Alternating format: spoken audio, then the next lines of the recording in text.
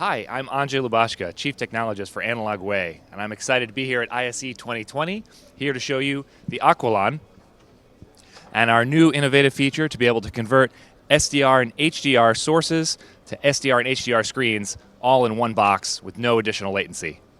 So here, I can show you a little quick overview of the demo I have set up. I have multiple SDR and HDR sources coming in. They're converted to an internal processing color space and then output to multiple SDR and HDR screens. So I can show you that here.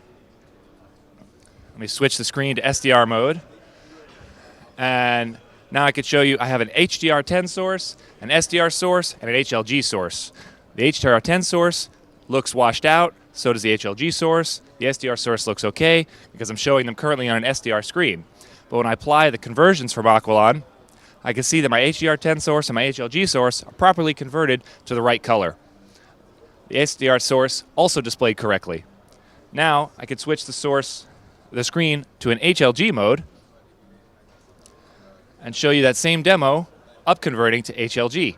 So now my HDR10 source doesn't look okay, my SDR source doesn't look okay, but my HLG source does because it's already an HLG.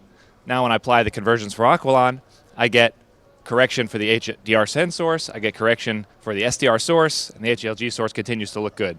So in this way, you can use any combination of SDR and HDR sources as your project needs. So you can easily add HLG and HDR10 sources one at a time. You know, if you need to add that to your inventory slowly, makes a great way to keep all that conversion all in one box with no additional latency. So really powerful new feature for Aquilon.